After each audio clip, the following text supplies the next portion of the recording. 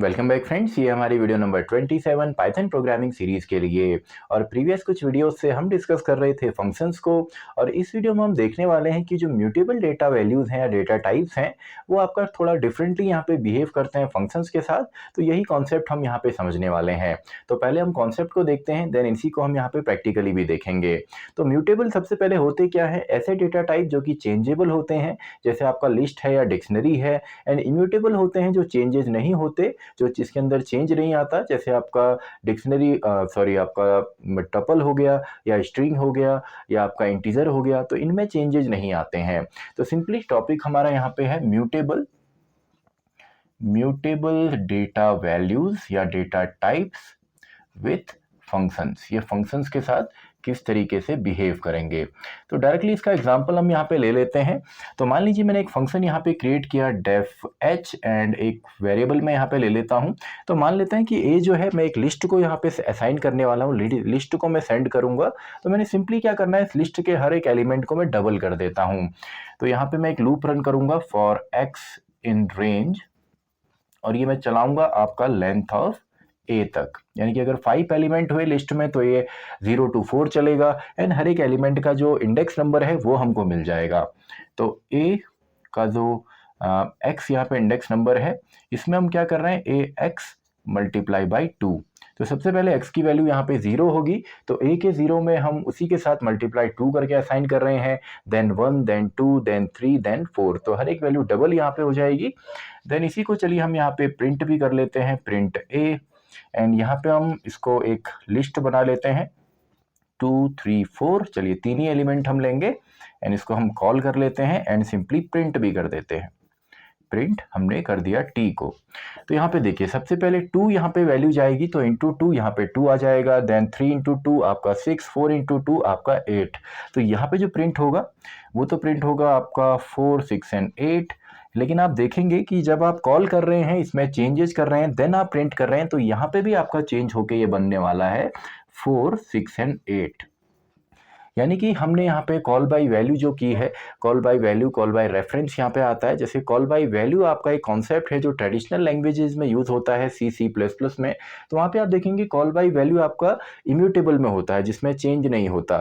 तो वहाँ पे आप वैल्यू भेजते हैं तो केवल एक कॉपी जाती है, लेकिन यहाँ पे आपका एड्रेस ही चला जाता है, एंड उसमें आप कुछ भी चेंज करते हैं तो आपको यहाँ पे भी रिफ्लेक्ट होता है।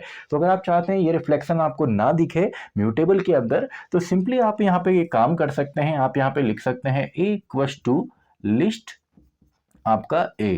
यानी कि अब हम एक फंक्शन की मदद से जब इस वैल्यू को असाइन करते हैं, तो सिंपली यहाँ पे जो ये है एक डिफरेंट एड्रेस इसको दे देता है। तो अब अगर आप यहाँ पे कोई भी चेंजेस करेंगे तो आपको आउटसाइड यहाँ पे नजर नहीं आएंगे। तो सिंपल है, केवल एक सिंगल स्टेटमेंट से आप ऐसा कर सकते हैं। तो ये आपको हेल्प करता है कॉल बाय रेफरेंस में, कॉल बाय एड्रेस में। यानी कि ये एड्रेस डिफरेंट यहाँ पे बनाएगा फंक्शन की मदद से, तो अब आपको यहाँ पे रिफ्लेक्ट नहीं मिलेगा। तो सिंपल सा है कॉन्सेप्ट, आई होप आपको समझ में आया होगा। डायरेक्टली अगर आप वैल्यू यूज करते हैं तो चेंजेस नजर आएंगे म्यूटेबल में, लेकिन अगर आप लिस्ट फंक्शन की यूज करेंगे तो सिंपली यहाँ पे एड्रेस ही अलग हो जाएगा। आप आईडीज इनकी चेक कर सकते हैं, आईडी फंक्शन ऑलरेडी आपको पता है, तो चेंजेस यहाँ पे नहीं मिलते हैं।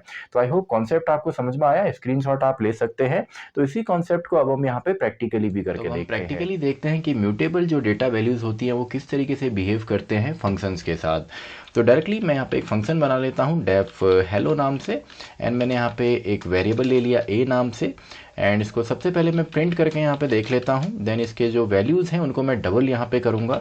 तो फॉर x इन रेंज, या कोई भी वेरिएबल इन रेंज आप ले सकते हैं, लेंथ ऑफ a, यानी कि जितने भी वैल्यूज इसके अंदर है।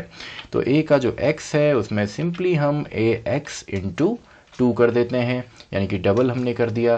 देन इसको अगेन हम प्रिंट करेंगे आपका a को, एंड फाइनली इसके अंदर हम एक लिस्ट बना लेते हैं।